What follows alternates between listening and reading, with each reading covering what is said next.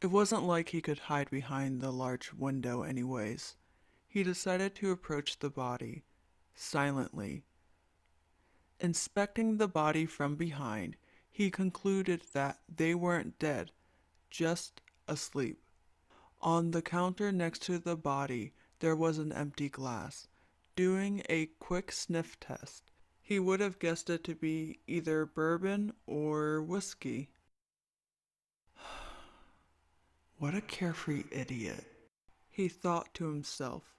He couldn't tell if it was even worth to pickpocket this fool. But that's when he noticed a bag. It was hanging on the ear of the chair. So should he wake the person up or snoop around?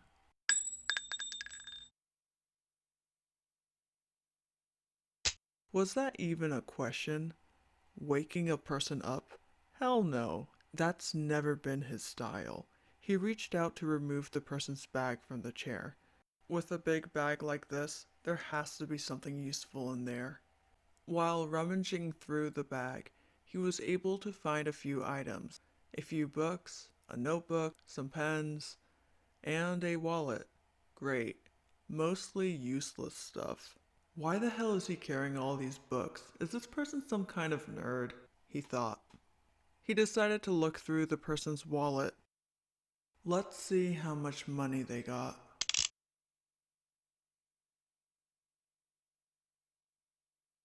To his dismay, there was barely any money, not even worth taking. However, there was something hard. He pulled out to see what it was. It was a card, no, an ID. Emerouge Craylite, the ultimate scholar. Interesting. He started to tilt the ID to see how it reflected the light from above. From that, he could see a holographic symbol of Hope Peak. This ID was official. So, he was right. This drunk is an ultimate nerd. It's funny now he thought about it. He actually never received his official ID from Hope Peak, but that was mainly because, while there was a notice for it, he didn't trust it to be true. He thought it was a trap to lure him in. But hold on a second. What were the chances of another ultimate being here? It's just a coincidence, right? That thought had him pondering for quite some time. He placed the ID back in the wallet and left it in the bag. No point in making enemies with a drunk guy. There wasn't much to this place other than alcohol. Is this place even a bar? It's too empty and quiet. In fact, where are the bartenders? Where are the other workers? He didn't like his options right now. I guess I could wake the drunk up, but they probably don't know anything.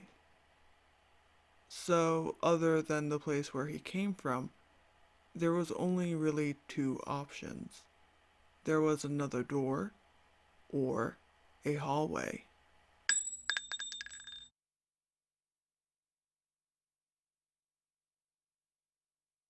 The big door looks like it may lead to a way out. The hallway will probably lead to another room. Better go with the big door first. Let's hope that this door isn't locked.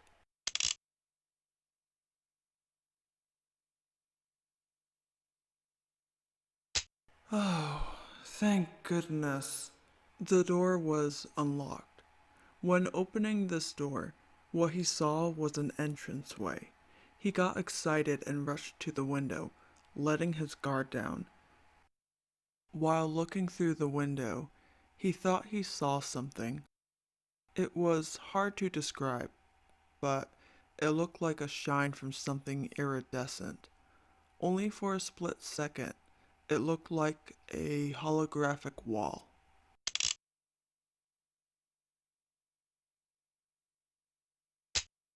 His head was probably seeing things due to his concussion. He told himself that whatever he saw, it wasn't going to be an issue. He walked over to the main door. Based on the windows, he could tell that this door led to the outside. He took a deep breath before opening the door.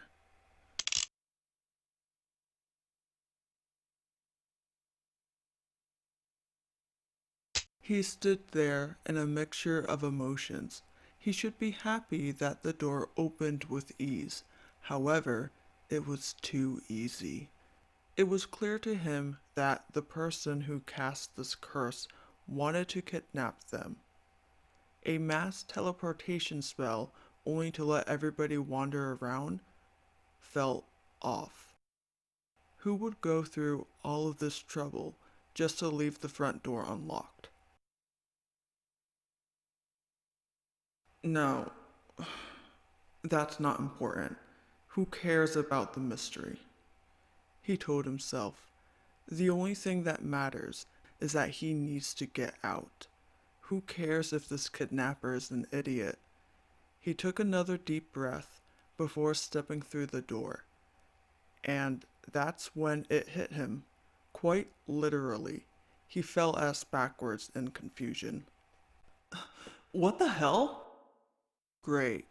The ringing in his ears amplified. When he tried to leave, something hit him. He waited for his vision to clear up before looking for the answer. However, he didn't see anything. He stood up slowly, using the door as support. Instead of walking through the door again, he placed his right hand through.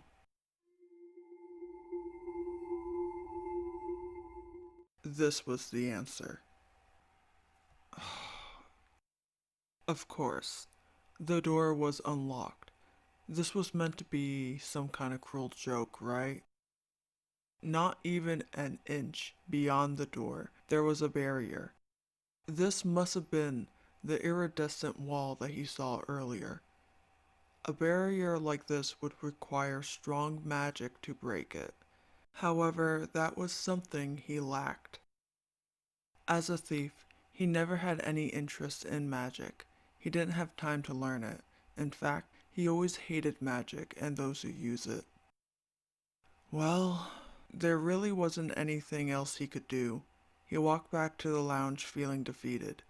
If he can't escape now, what else can he do? Upon entering the room, he saw that the drunk person was awake. How awkward. They made eye contact with him. He could go talk to them, but again, he hated socializing.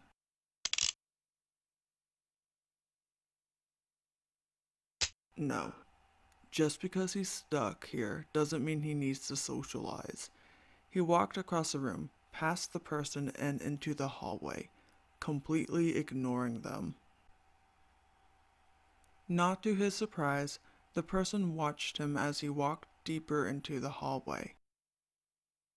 Emma Rouge, or Emmer for short, taps on his notebook as he ponders.